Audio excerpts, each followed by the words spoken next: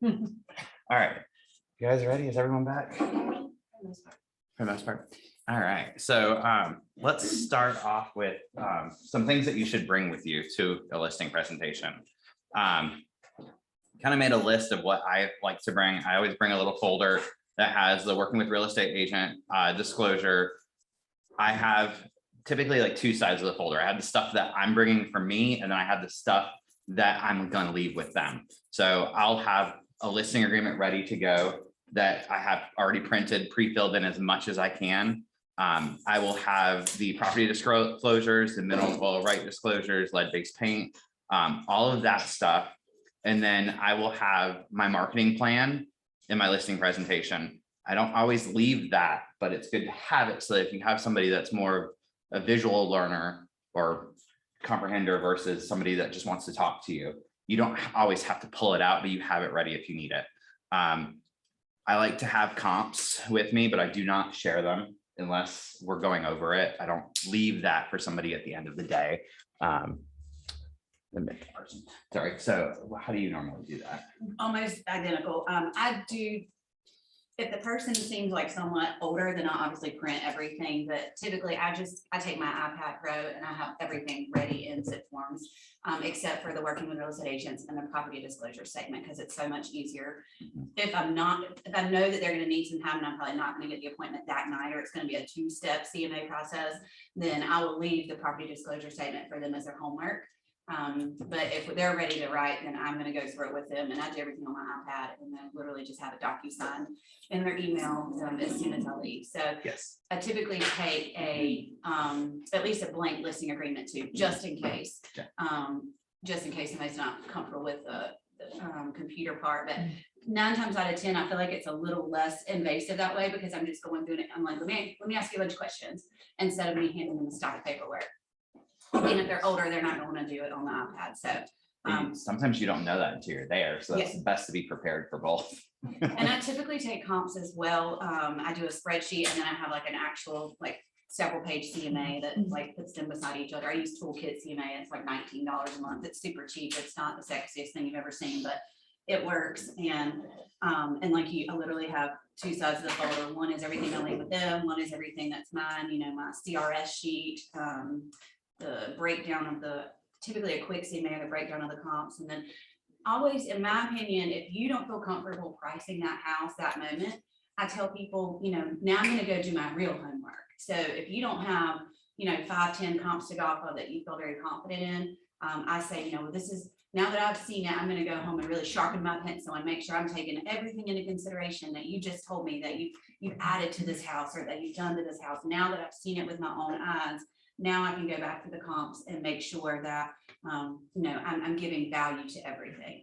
So don't ever feel bad if you feel like, oh, don't exactly know where I'm supposed to be when you're going in to say, but I'm going to call you back and we're going to discuss this. And I try to call them back that same night or the very next morning if it's an evening appointment. Yeah. You want to make sure that you're leaving something behind of value. April has a great sheet that just has about her team. It has about how they use coming soon, and just it's a one-pager. It's nothing fancy. It has a little bit of their marketing plan, just enough to show that there is a plan in place and that you're not winging it. Right. And that's something great to leave behind. And also you want to make sure you leave behind those sample forms, no matter what. You're leaving sample forms and you're leaving disclosures. Can I add something? Nope, sorry, go for it. I can't tell you how many listings we got because we bought a seller's net sheet.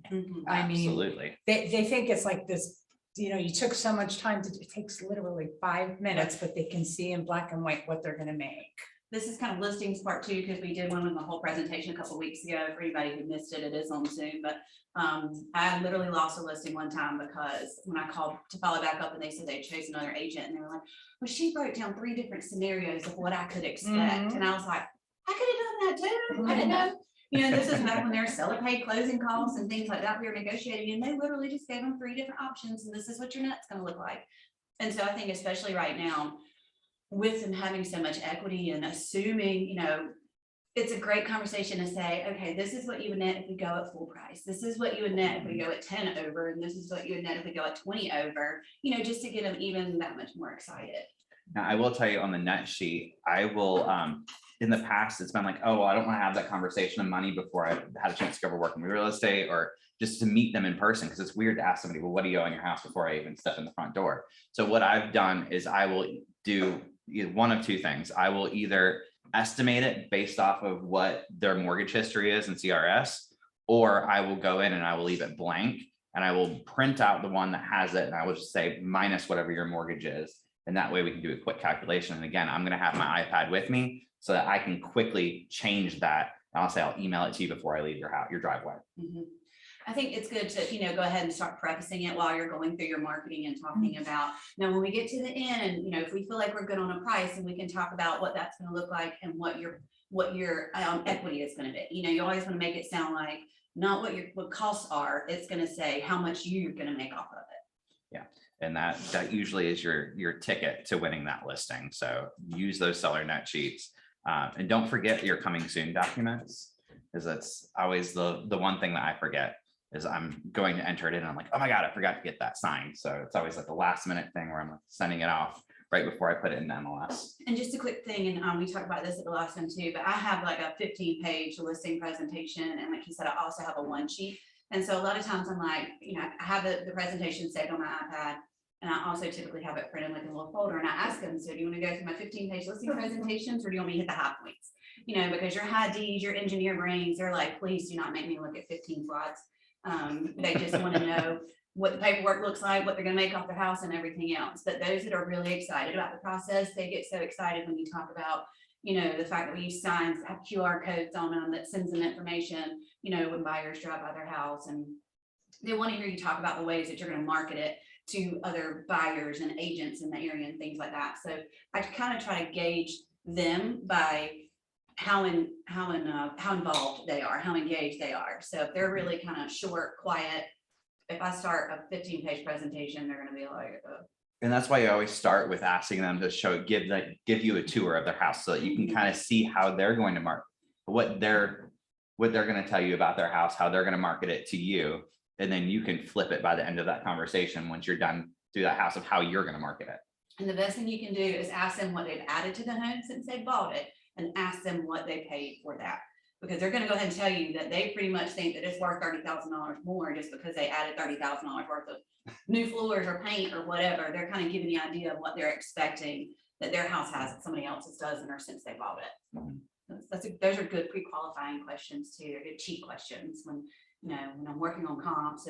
If I've got, it's another house in a neighborhood, I'm use Broadmoor West because that's one of my favorites as an example. If I know it's in a certain phase and so many of the same houses by the same builder have sold out there, then you can go in kind of having a good idea of what your pricing is going to be. But if it's very unique and I don't have much to go off of, that's another reason you're saying, I need to sharpen my pencil. And that's what I always say, because it makes it sound like, okay, now she's going to really dig deep. And really, I just want to go back through and make sure that my comps are as good as they can be. And that, you can say, now I want to go back and make sure I'm giving you value for that screen board you added, or for this that you added that you just told me about. Yes. So let's dive into the listing agreement and what we put on it. So I know you guys can't see my screen, but we're just looking at a blank exclusive right to sell listing agreement.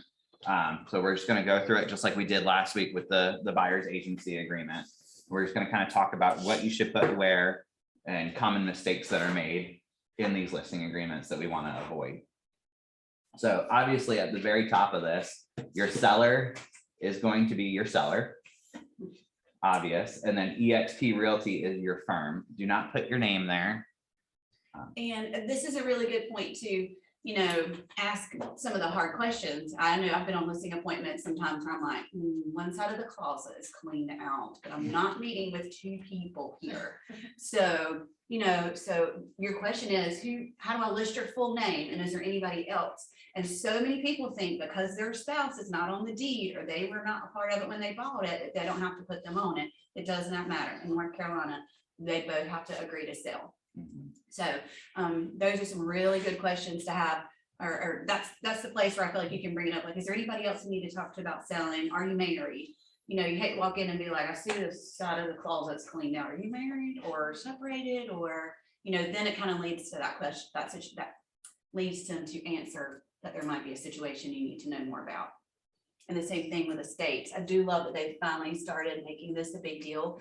Everybody is confused, and we're gonna have one of our attorneys come in and talk about that, but everybody is confused typically, unless they are an estate attorney, about how it should be written. Should it be the executor? Do all the heirs have to sign?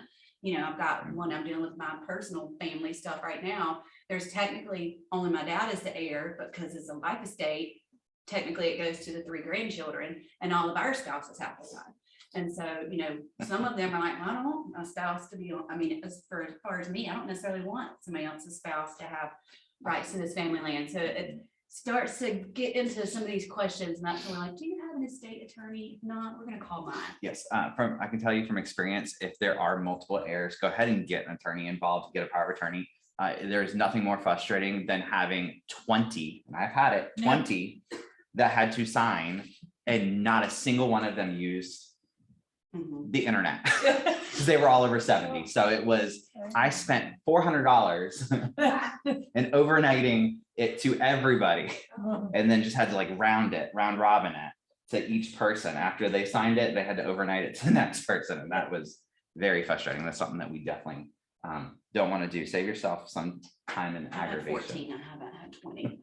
It was on a $25,000 house. It always is. It always is. I think mine was a lot, like a $40,000 lot. Never again. Not without that.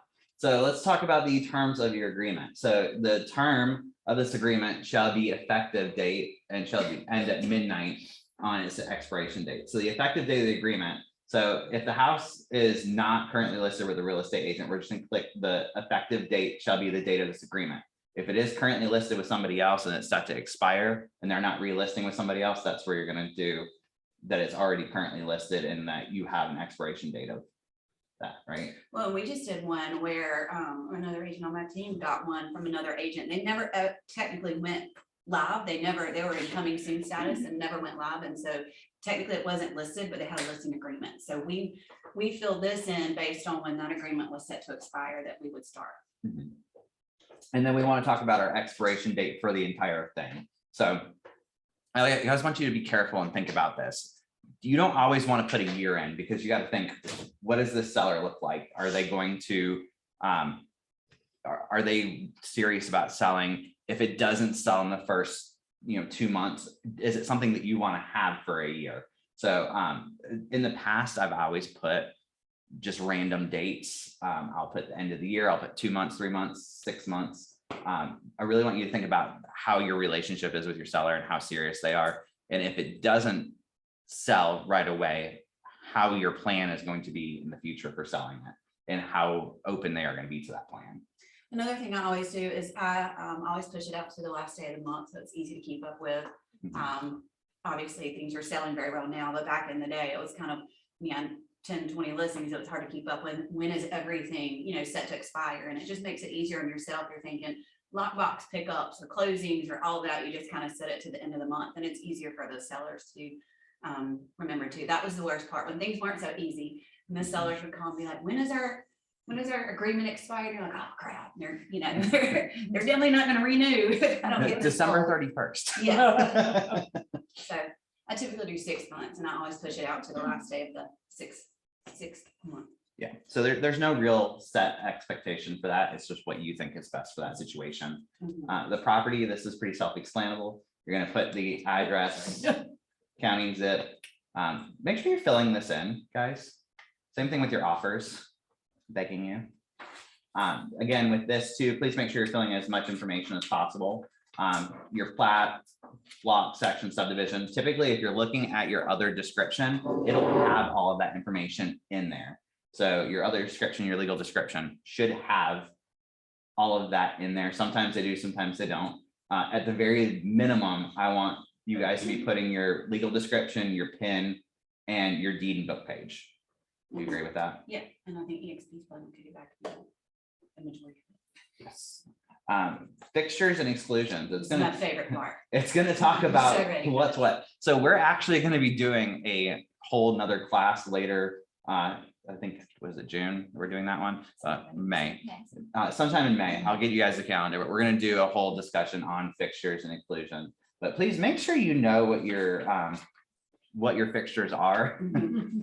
Make sure you're telling people, what are some hot topics? Well, this is a point in the listing presentation. I'm going through the house. I'm going, so as we go through the home, tell me anything that is attached to a purpose for a purpose that you do not intend to stay. Such as like fixtures, bathroom mirrors. I mean, I have had deals on my glove over daggone chandeliers in a little girl's bedroom, you know, and I'm like, oh, we can still go get it from Lowe's, but people get very, you know, hung up on these things. And so, you know, a lot of people think that, you know, there's just a decorative something on the wall. What do you mean this? And it's like, no, if it's attached to a purpose, like curtain rods, like TV brackets.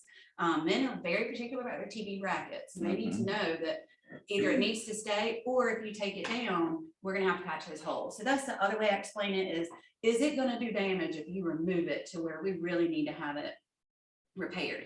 You know, if you're just taking pictures off the wall, we don't typically, you know, require that you have to paint, spackle and all that kind of stuff. But if you take one of those brackets off the wall, you're now leaving a hole this big.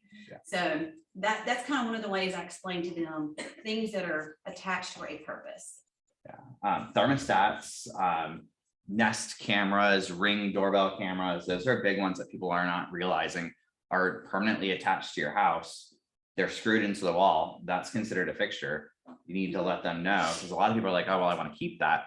But then this is your chance to have that discussion and put it in your listing agreement, and then make sure it's in MLS that it's an exclusion. The other big two are security systems. A lot of people just assume that they can transfer their security system. That's not necessarily the case. I had one last year that they hadn't paid it in full, and they still had $1,800 with a buyer sitting on it, and the sellers couldn't take it with them. So it was kind of like, well, now they're mad at me because they're having to pay $1,800 because the buyer doesn't want the security system. And I'm like, I can't force them, but you didn't pay for your contract.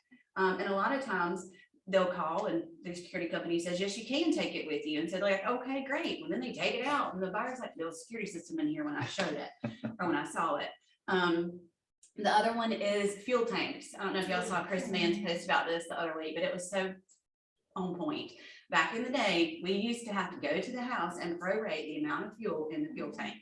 It is now considered a fixture. I don't care if the seller filled it up by accident yesterday, which I had happen on my own sister's house, a huge $800 gas bill. The seller put it in, didn't turn off the auto fill, and they came and filled it up like the day before she closed. They don't listen anyways. Yeah, and the seller was like, well, now y'all owe me $800. And I was like, technically, we ended up negotiating it because, I mean, it was great that they ended up with that fuel, but in this case, the sellers are still going to assume if they sold a house any time ago, they're going to assume that they get the money back for the fuel that's in that tank. So go ahead and prepare them on the listing.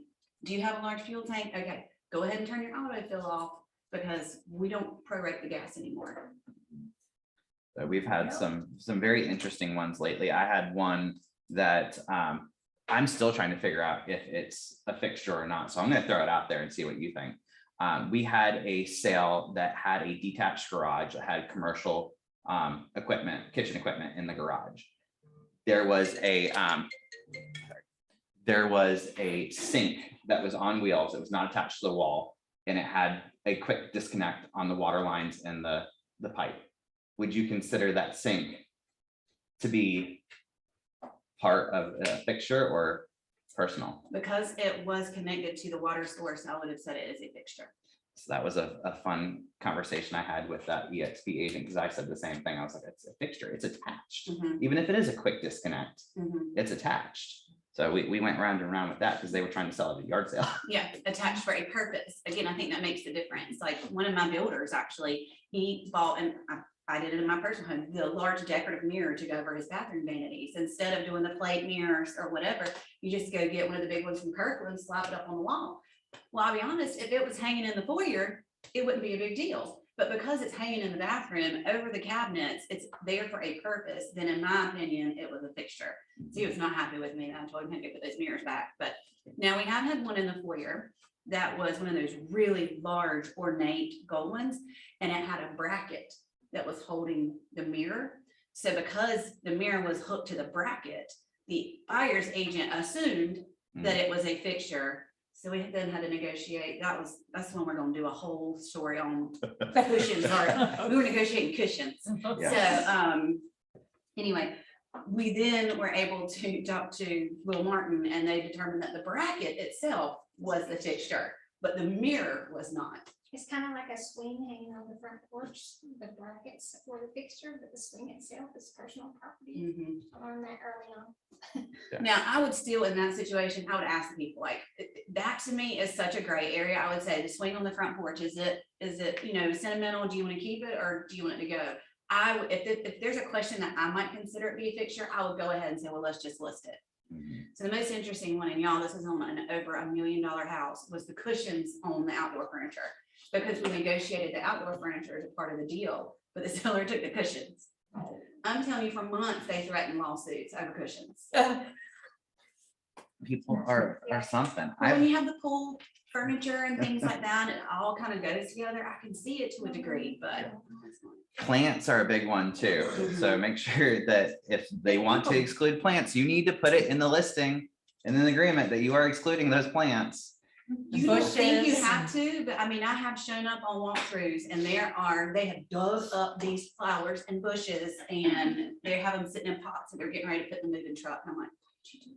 They're like, well, this bulb came from my grandma's farm up in, you know, such and such, and I'm taking it with me. I had a We big propagated it and take part of it, and hoorah with that with my husband when we sold our last house, because he had over 100 ornate grasses, bushes, trees, like all of that in the backyard that he had spent years putting in. And I'm just like, we can't take that. It's in the ground, it's staying. I'm not even wanting to do that. Like, we were moving into an apartment at the time while we were building. I'm like, what do you want me to do? Put it all on our porch? I mean, think about it. and again, I mean, that's his own husband. Again, sellers don't think about that. My favorite one that, and I'll move on. I told you I was excited about pictures. That Bill Gallagher talks about, and I always used to joke about it, was they negotiated there was 5 koi fish in a little decorative koi pond, and the day of closing, one of the fish was dead. And they wanted to argue, and so now he's like, you need to put 5 living koi fish. But I had a listing, the guy had like $80,000 worth of these unique koi fish, and he wanted me to add value for that. But then my husband, he goes and buys fancy koi fish, and so now I know how much they cost, and we do have those, and I would want to take them with me, so they're like our pets. So I get it, but it's one of those things like you don't think you need to ask about, but you get to somebody's house and they got some goldfish or koi fish in the front yard, you may want to make sure, are these staying or going? When in doubt, ask. Yeah. It does not hurt to have that conversation with somebody. And if it's a questionable item, just go ahead and write it down. Yep. So unpairing and deleting data from devices. This is a new thing that you guys really have to think about. So when you sell your house and you have that Ring doorbell camera, on closing day, you have to unpair that Ring doorbell camera. So just make sure people are aware of that. I just thought of one other one that comes up all the time, garage door openers. Yes. Ask the sellers, do you or do you not have garage door openers? There is no more matter the buyer than on the day of closing, and they're like, did you leave the keys in garage door openers? And it's like, oh, well, the seller, you know, mine's all paired to our house. We don't ever, you know, we don't really actually have the garage door. I did it on my own house. I was like, oh, I don't even know where those are. And the buyers were so mad. Go to Lowe's and buy $50 garage door openers. But it's not a big deal as long as you say, hey, just so you know, the sellers don't have the garage door openers anymore because they just paired them to their car, instead of having that conversation on the day of closing and the buyers are like, where's the garage door openers and the keys? Yes. Another big one that we need to ask are any items leased or not owned. I can't tell you how many times I walked into a house and I'm looking at the stove and they're like, yeah, we just got it, it's brand new. But you didn't ask, was it leased? They got it from Aaron's. They're paying $150 a month. They don't actually own it. So you need to tell people that, because they think they walk into a house and their first assumption is that the stove is considered to be, you know, a fixture and it's staying. But in that case, it's a lease. Or again, on your walkthrough, if they're going through and they're like, yes, we just, you know, added this new sun porch from, you know, Carolina Designs or whatever. We just got this new HVAC, or we just got all new windows and siding. Okay, great. Did y'all finance any of that by chance? So many of those companies, they do financing, and people are like, oh yeah, you know, we'll just pay it off whenever we feel like it. We're selling the house, we'll pay it off with that. And it's like, oh no, I need you to understand it has to be paid off. Like, I need to know when I start going through, when we get into what's owed on this house, I need to know the balance of this HVAC system or the sun porch or whatever, because if they could put the company could put a lien on the property if those items were not paid in full. Yeah, so we don't want to run into any mechanical liens. So again, those are really big red flags. If they're like, yeah, we just added this. Okay, perfect. Did you finance any of that by chance? Solar panels are another one. They're almost always financed. Yes. And listing agents love to try to negotiate them. Well, the price is this unless you want to pay off the solar panels. I'm like, no, the price needs to be paying off the solar panels. Otherwise, there's going to be a lien on the property. I don't really understand that. If you have an additional lien on the property, the purchase price should include everything it takes to Twice pay this it year, off. for whatever reason. It's like the price is this with the solar panels, or the price is this to pay off the solar panels. It's like, no. So, anyway. Items that do not convey. So anything that was in your fixture list that is not conveying, go ahead and write it down. You got to remember too, this is internal. This is for you guys. You're not showing this to buyers agents, but this is good for you to have it on there so that when you're going and putting in your MLS listing, that you can put in the additional notes that this is not conveying, this is not conveying. So this is really more of a reminder to you and a contract between you and the your EXP and the sellers. Yep, I was about to say, always put any items that don't convey an agent on the remarks. Do not leave it up for assumption, because like you said, our agent's not going to see your listing agreement. There's no way they'll know unless you tell them. Yes. Just remember, if you put anything down there, put it in MLS or find some way to convey it, do something in the docs or whatever you have to do, make sure they're aware. If there is any personal property that's conveying, you want to put it there too.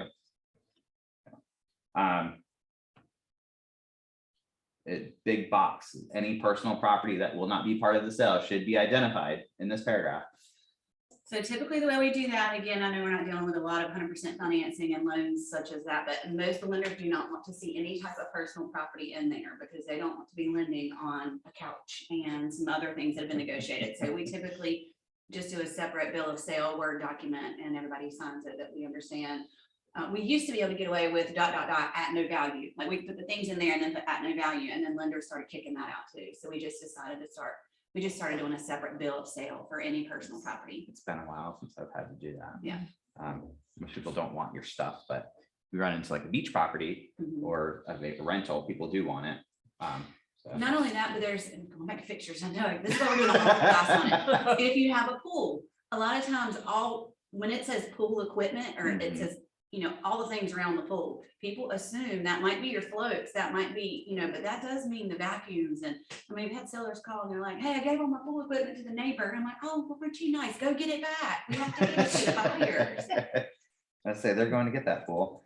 So the next thing we have is your home warranty. Does the seller agree to do a home warranty? Yes or no? If they say no in the initial contract and then someone asks for it later on, you don't have to go back and change this. This is just at the time of listing. Are you going to be advertising it? Two things on that. First, I always try to get the seller to do a home warranty, or we use First American. Most of the time, again, sellers aren't doing a whole lot right now, but it does cover the house while it's on the market. And so you talk about being a hero when their HVAC goes out and you just got it listed and they just got a free HVAC and they haven't even paid for their warranty yet. So I've had that happen several times where the seller calls and like, you ain't gonna believe this. And I'm like, oh yeah, Murphy's Law, something's gonna break as soon as you get ready to hit the market. And I was like, no worries. I went ahead and ordered that warranty I told you about. And so we're gonna have them come out. And I mean, my sellers could not believe it. It was an $800 repair and they hadn't even paid for the warranty yet because we hadn't closed. We've gone under contract. But they're like, you mean I'm covered? And I'm like, yep. I mean, I look like a hero. And then the other part is, again, we talked about it on the buyer one, but home warranty companies used to pay you $75 or whatever. It was kind of like a little kickback. We weren't supposed to call it that, but it was an admin fee that we could charge. And so I always just say, also says that I can get paid $75. I'll set this up for you, but I do that for all my clients for free. Don't you worry about it. Yeah. So going down, we have the listing price. I feel like this is very important. A lot of people don't really look at this. So if you're selling a house, you're going to put the price that you're doing, but you actually need to mark what you're willing to sell it for. So if the seller is only willing to do cash or conventional, mark cash and conventional and make sure you do that in the agent only remarks, to make sure you're checking that box in MLS, because nothing's more frustrating than having a VA buyer, FHA buyer that the seller's really not interested in. And you had the chance to have that conversation and you didn't. It also has where you could do loan assumption or seller financing. I know it's not really much of a thing right now, but every now and then sellers are willing to do it. So if they're willing to do it, let's go ahead and put it there. Firm's compensation. We kind of had a conversation about this on the last one. We can't put verbiage in here. So you're gonna say the seller agrees to pay a total of what? So we're just gonna say 6% for this scenario. 6% of the gross sales price of the property, or. So the only time that I've used the or on this is in a land situation. I have listed for a certain percentage or a minimum of a certain dollar amount, so that if they went lower than that amount, I wasn't willing, like, you're gonna have to pay me this. This is my base pay. So you shouldn't really have to do that in this market unless you have a really low priced house where you want to put that. And let's talk about how we're presenting that now. So I now say, this is my marketing fee. Stop. Like I said, we talked about last week, I actually found out it's April 1 that it's going into effect. So all of our commissions are going to be on Zillow everywhere. It's a clear cooperation now. Everybody's going to be able to see everything. So everybody's got to change their verbiage. So now I say, this is my marketing fee. This is my fee that I charge to ensure I find you the best buyer. Sometimes that is working with another agent. Sometimes, you know, my team, or we're able to, you know, procure the buyer ourselves. But this is my marketing fee. And it's not, and half of this, you know, goes here. I say, if I find a buyer's agent that has the best buyer for your house, then I'm willing to split this fee with them.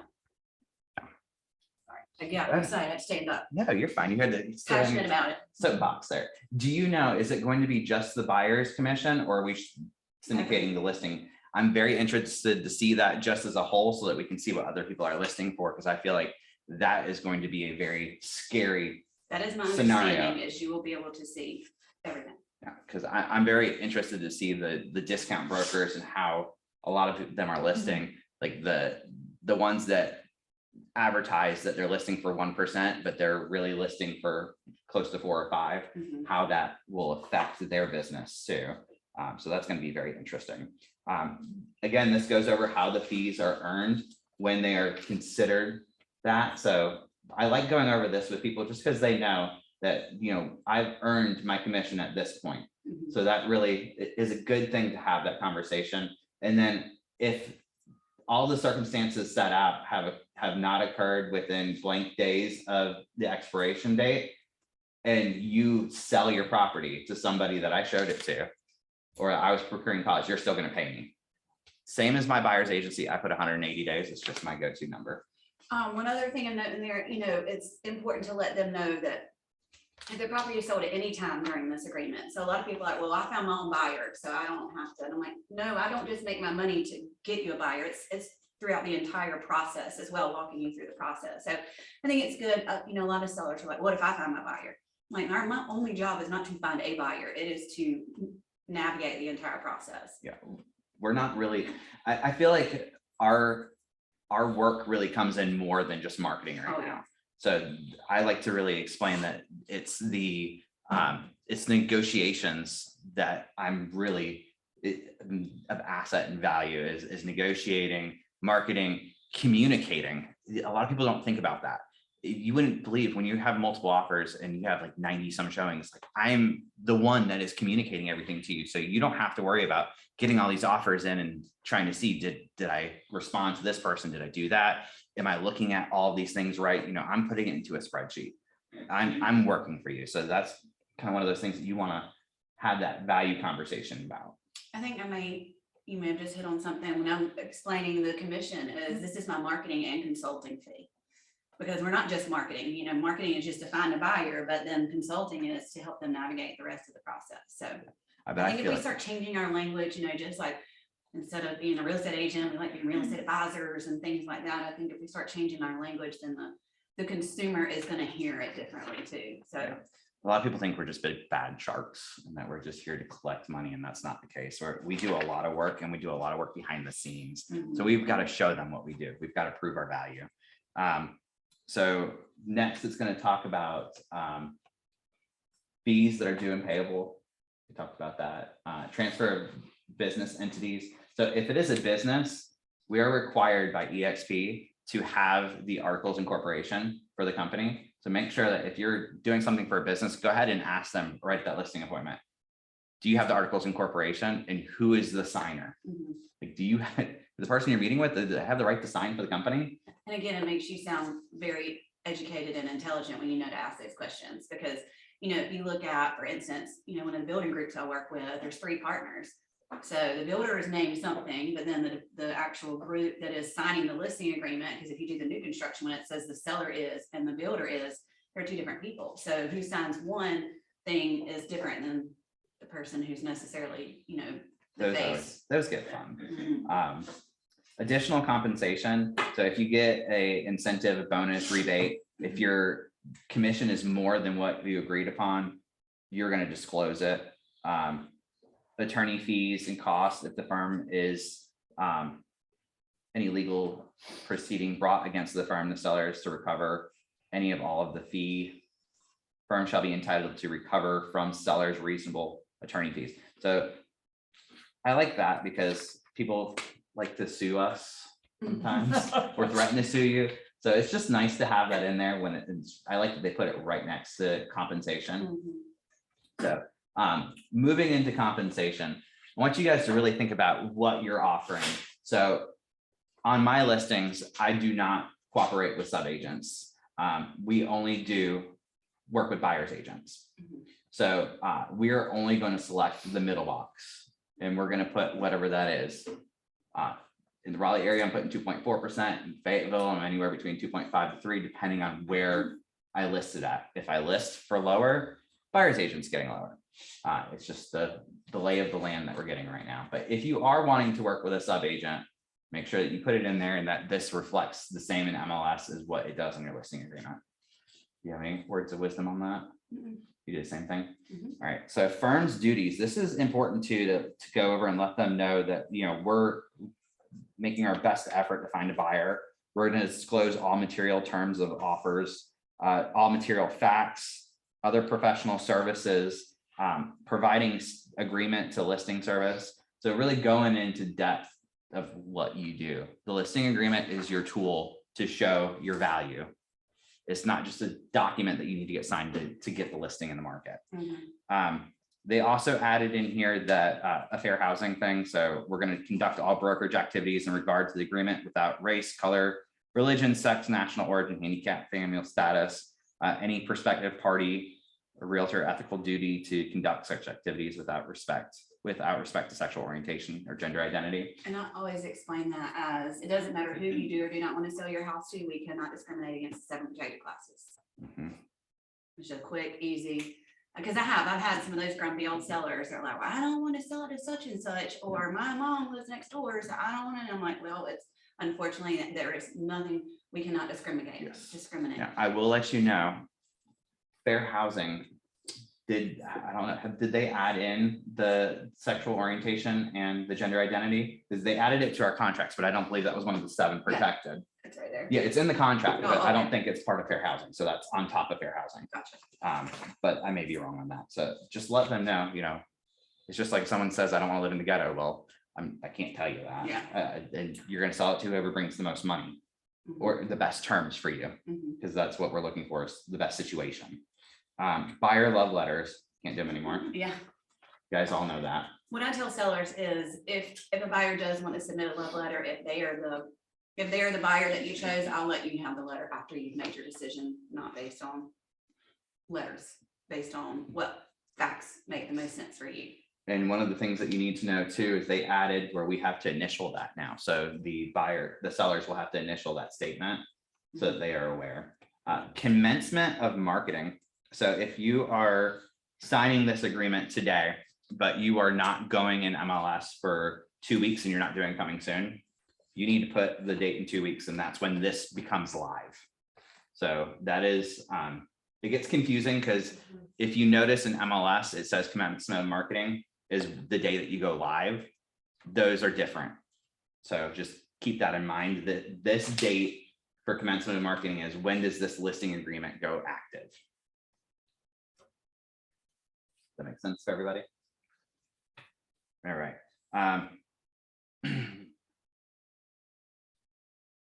Has a little note on here talking about it's best interest for everybody to get the highest and best price in terms for the property and maximizing exposure.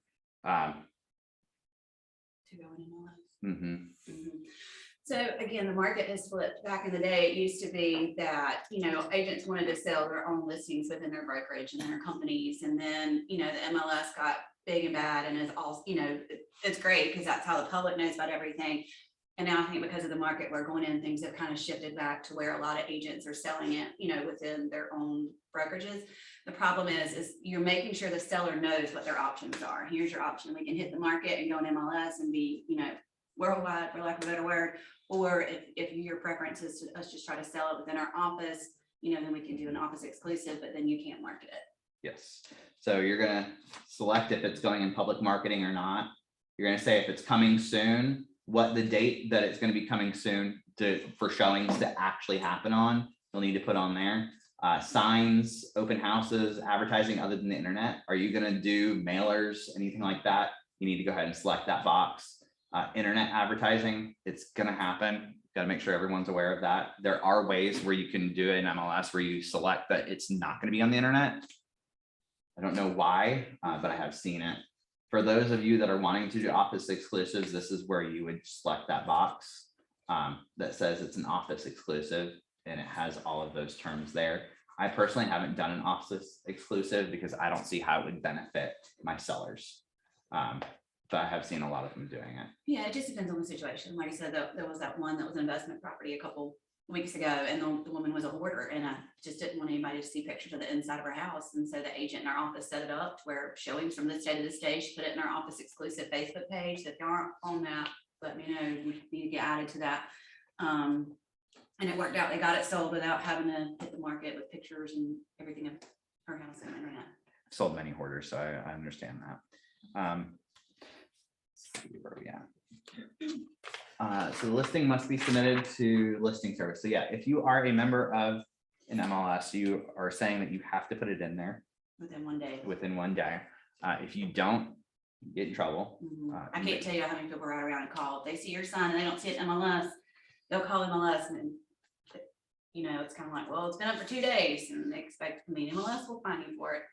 Yes, and you don't want to be fined by MLS. That sucks. Lock boxes and keys. Do they authorize you to put keys in a lockbox? Not everybody will say yes to this. Some people do not want that. So really make sure you have that conversation. Next is the seller acknowledgement. So they understand that while marketing services selected above facilitate showings and sale of the property, that there are risks associated with that. That people can unauthorized use of lock boxes and keys. That's why we try to do the Sentry Locks. People like to peer in the house. They'll knock on your door. They'll offer you $500 to show it. You've got to tell your sellers, do not take that money. Tell them to call the name on the sign and set up an appointment. Yeah. There's always a risk of theft, people breaking in. You're listing it on the internet. People are seeing all of your stuff in there. I always tell folks, make sure your doors are locked once you come on the market. Even if you live in an area where you've never locked your door, start locking it, because you're going to have people peering in, trying to see what's going on, and they will just walk into your house. You're much more intense than I am. I'm like, luckily we haven't really had any issues with this, but it is something to be aware of. And I don't know what happened, but especially I use that as an advantage as to saying that I use electronic lock boxes. I've won many listings because the other agents they were interviewing only use combo lock boxes. I don't like digital lock boxes because I always have people having issues with them. That's because people have not taken the time to educate themselves on how they work. It's been now for 4 years. Sorry, that's my other soapbox.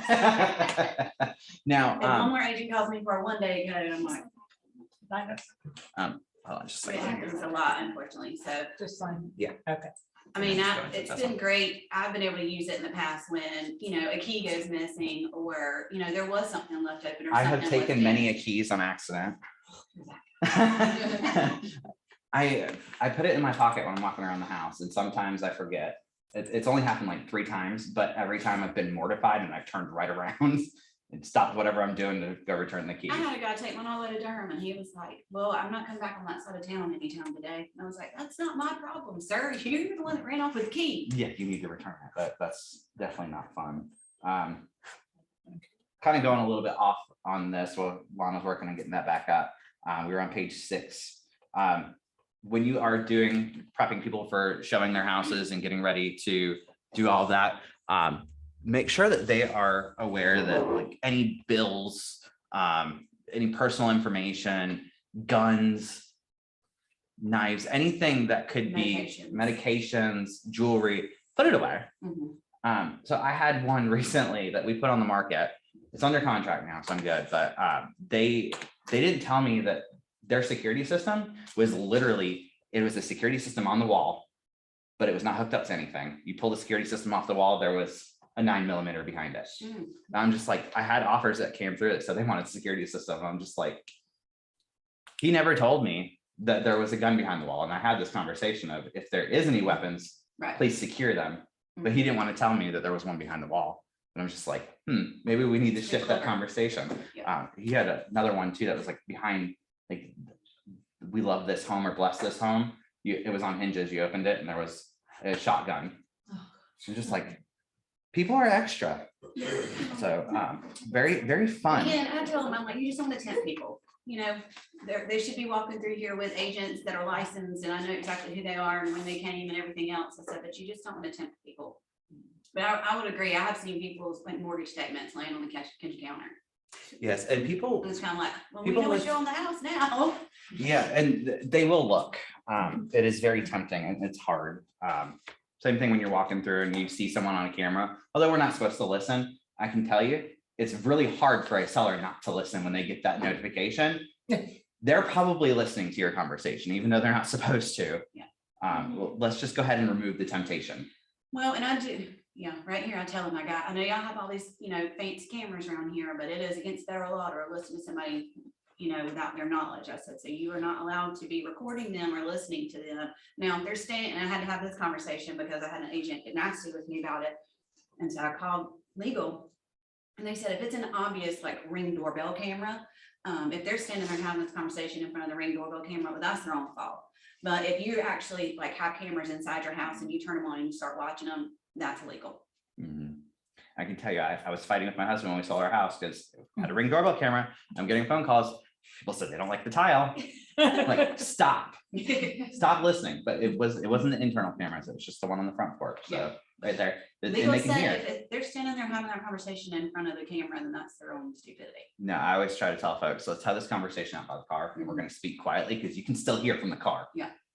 So just have that conversation. EXP does not hold trust accounts, earnest money deposits. So make sure you're selecting no. If for some reason you select yes on this, please, for the love of God, don't. You don't want to deal with trust accounts. You have to go to special training for that. You can get in big trouble.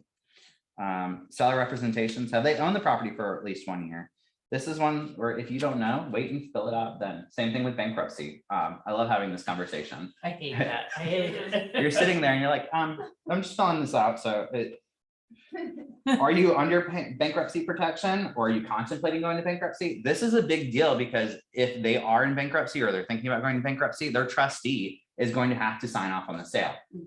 And yeah, a lot of people won't tell you until you're sitting right there that they filed Chapter 13 4 years ago, but they're still in it. Right.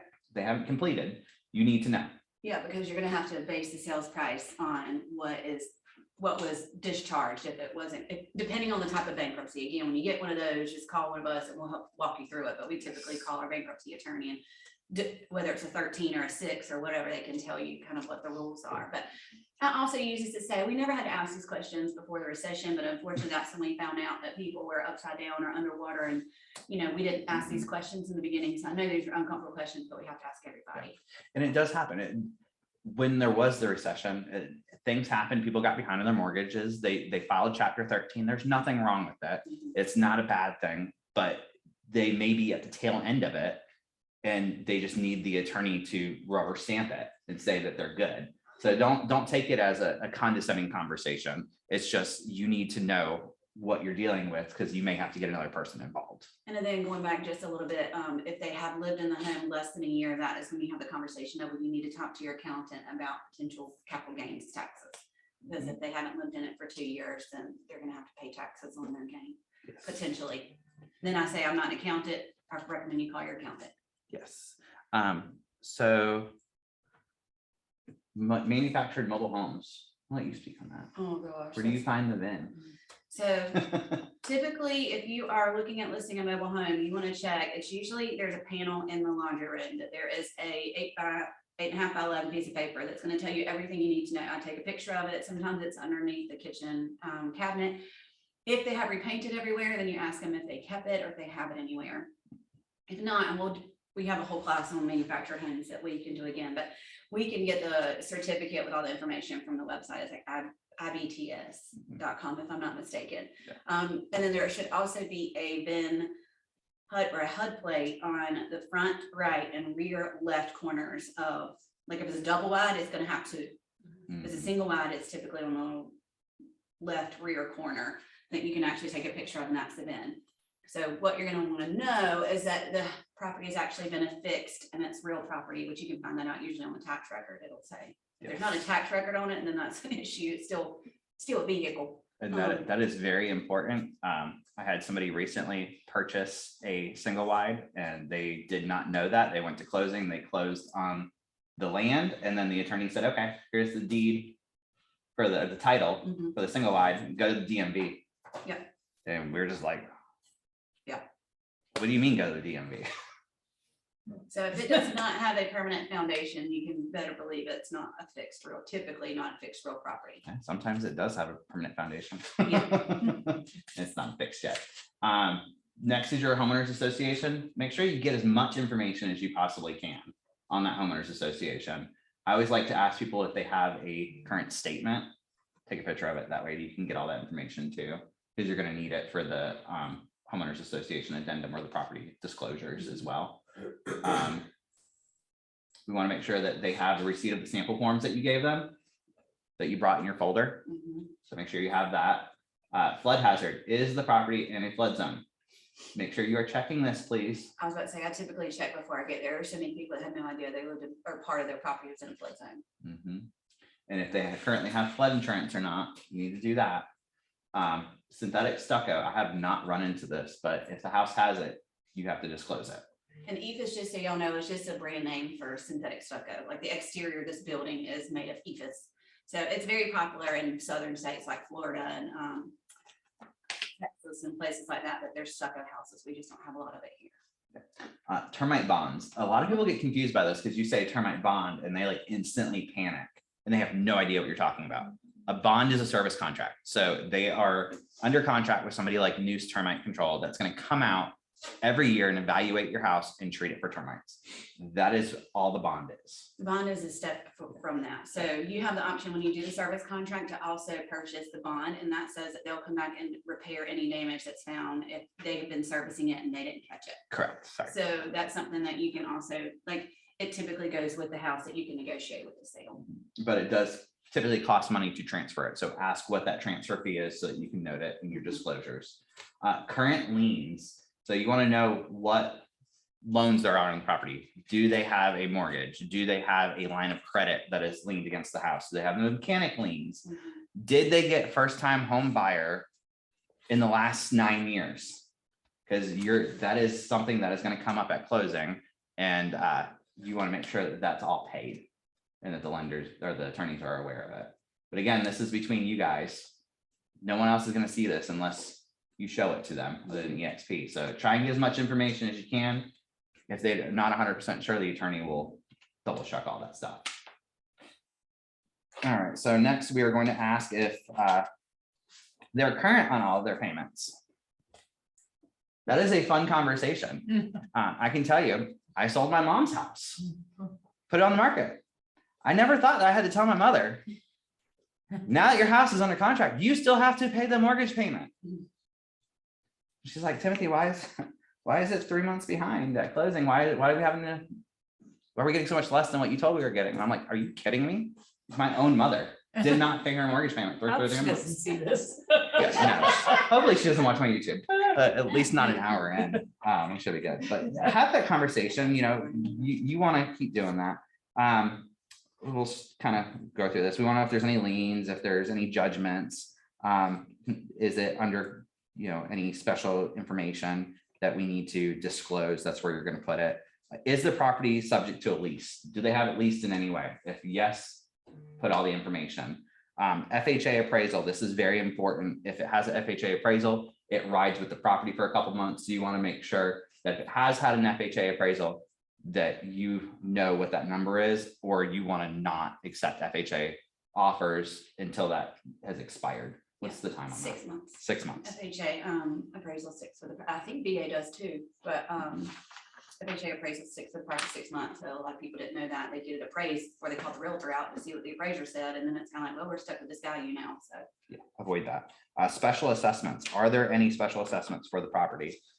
You want to ask that question because it's not very easy to find. And the easiest way to ask it, in my opinion, is there anything you can think of that the property is being charged for either by the county or the HOA? Because people don't know what a special assessment is. So, I mean, if you're in a townhome, then yes, they've heard that because they've had a special assessment and have the roof replaced. But one that has burned me several times is if they are on a well and county water is available and there's a tap there, then the county typically charges like $15 or $25 a month because they're not on county water just to have the tap there. And that would be a special assessment. That's a really common one I see. I have not seen that. That's new to me. And it's something that they don't think of. They're like, Yeah. you know, you advertise it as a well, but then the buyer gets a water bill and they're like, why are we getting a water bill? And it's like, oh, because there's a tap. So fun fact for VA, if there is a tap, they're going to require you to tap onto it. So something else you have to negotiate up front because buyer agents like to assume the seller's going to do it. Don't assume. Yeah. It's just, And so typically it's something that if I know you're getting a water bill, then okay, if we get one of these buyers, then we're going to need to negotiate this up front. are there any fuel tanks on the property? Yes or no? This could be propane, oil, any type of fuel tank that is there on the property, underground or above. You want to make sure that you are saying what it is and where it's at and who owns it and what the refill schedule is. So that way you don't get hit with any of that. The next thing is going to be our seller's duties. So the seller is going to provide all of the disclosures. They are going to give you any restricted covenants, bylaws, owners association statements, title insurance policies. They're going to work with the attorneys. They're going to provide clear title. They are going to pay the firm and they're going to give a general warranty deed. I will tell you, I've had people want to do a different deed. If that happens, you need to get an attorney involved because you cannot strike out that you're giving a special warranty deed. You can't make any changes to these contracts and it becomes a little bit of a headache, but it can be done with just an addendum. And typically you'll see that if they bought it as a foreclosure, they would have gotten a special warranty deed typically. I did one that was owned by a trust. Yeah. And the trust didn't want to provide a general warranty deed and it was a whole hoorah. It was fun. Seller represents that they have the right to sell the property and that there are no circumstances that would prohibit the sale. So that is a good one. If there is something that is stopping them from conveying it, they need to put it there. If not, you do NA. Sometimes they don't know, Mhm. especially on the estate ones. Yes, estate ones, just go ahead and Get them rope, straight. rope somebody in to help you. Home inspections, have they done a home inspection or they agreed to do one? In my opinion, I do not like home inspections pre-list. It stresses everybody out because you're adding in a whole level of emotions because now they are worried about all the things that they're worried about in their home. And now things that it becomes a whole nother disclosure level. I think it's kind of market dependent and person dependent. I'm a big fan of them personally, especially in this market when there's so many. I included them with all our listings during COVID because it was nice to already have that done. And so many people didn't want to go in the house or you didn't want to have multiple people coming in and out of the house. So before we listed it, we had a pre-inspection done and just made it a part of our docs and disclosed everything and said, sellers have already fixed this or they're not willing to, but we're letting you know. And again, with this market, with there being so many sight unseen, I can see that being a benefit. I feel like that also goes a lot with who the seller is. We've had sellers that are very emotionally attached to the houses. And when they get a home inspection report back, it's almost like they see all the deferred maintenance that they didn't do. Mhm. And then they start beating themselves up. So it really just depends on your seller and your situation. I love that you were doing that during COVID and that was a great marketing tool, but not right for every situation. Yeah. So photographs and other materials. So you're letting them know that you own the photographs and that your firm owns the photographs and that they're going to go everywhere. Additional terms and conditions. So the following additional terms and conditions apply. So this is where you can actually write in things. This is where we put our transaction fee or marketing fee or document retention fee, however you word it.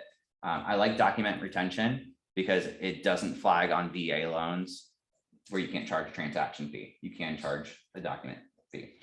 In the past, I've also put termination fees. So if somebody I feel like was on the fence and they may back out, I put on there that there's a early termination fee of X amount. We don't do early termination fees anymore. No. Because now sellers see that and they get a sight unseen investor offer and all of a sudden they're like, oh, I can terminate for $5.95. And it's like, technically I brought you a ready, willing and able buyer, but I've also given them a termination option. So now we don't offer a termination fee. My termination fee was $6,000. Yeah. That's- You sign this. $6,000. Yeah, they want you to You're terminate. entitled to my commission.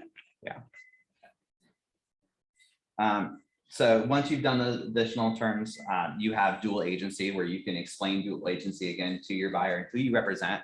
I am not going to go over that today because you guys should all know who dual Yeah. agency is. And if not, come talk to me. We'll go one-on-one. If they authorize you to work as a designated dual agent, you want to select the top one. That seller authorizes the firm to act as a dual agent. And then the seller also authorizes you to work as a designated individual agent. If they let you do just regular dual, you're going to do just the top. But I suggest that you do individual and make sure they know who you're representing. Mediation is happening. If they try to sue you, they have to do that first. Wiring instructions. Love this page. I will never send, this is what I say to my people, I will never send you anything that has wiring information. If you see something like that from me, ignore it. Same thing from the attorney. The attorney, you have to go to the attorney to get it. So that's kind of what you want to do there. And then our last page is just going to be your contact information. So you make sure that you fill that out, sign it, and call it a day. We'll also go over that top verbiage. Yeah. Says Go what ahead, it go says, that this is an entire agreement, any changes or terminations must be agreed upon by both parties. When I start getting here, I'm like, now get into the legal verbiage, but I want you to know what it says. Any questions? And that's a lot. I know I ran over. Go ahead. How do y'all feel? 'Cause I see some listings that have like, you know how people have like their family photos on and stuff and walls or like just around. Do you just give them the like opportunity, like if they want to take those down, they can, or how do you do that? I typically recommend them, especially if there's a lot. Like, I don't like taking every family photo out of the home because I do feel like it makes it feel like a home, but I also tell them people are nosy and they're gonna stand here and be like, this in your pictures. So, Like if they have little kids or something, they want to protect like their family. yeah, like- again, it kind of depends on how it's styled and staged or whatever, but you know, I don't necessarily tell them to take everything out, but you know, Depends on there's- how much you clutter don't there need is. a gallery wall. Yeah, okay. If it's something that you wouldn't want on Facebook, I tell them to take it down. Mhm. If it's something that you wouldn't want, just where someone could Google you and find that photo, if you would be uncomfortable with that, I suggest you take it down. And like she said, if it's a gallery wall, like 300 pictures, I'm asking you to take it down for clutter, not for, Visual clutter. yeah, not no other reason than that. That's a good question. Anybody else? Not everybody at once. Anyone in chat? Heather Williams with First American. I like her a lot. We also like Troy. I can't say his last name. He's gonna come in and teach a class. He's very, very smart. So we just haven't done any recently. Tim, what was the flood zone website? The flood zone website is the FEMA website. That's on MLS, but for manufacturing homes, it's IBTS. I think that's the one you're asking about. Okay, thank you. Welcome. So for like social media and stuff, like say you have a listing agreement, but you're not technically coming soon for like a month. Are we not allowed to put anything about the house at all until coming soon date, right? Mhm. You can't say Correct. anything about it. Okay. I feel like a lot of people make that mistake where they start I see all the advertising. time, yeah. But we don't know what their paperwork says. True. And what's to say you taking a photo in front of a house saying, I have a listing appointment, is that advertising or is that telling about your day? Yeah. So gray areas you might run into. All right. Well, thank you guys so much. I will put this on YouTube for anyone that missed. Have a great day. Thank y'all.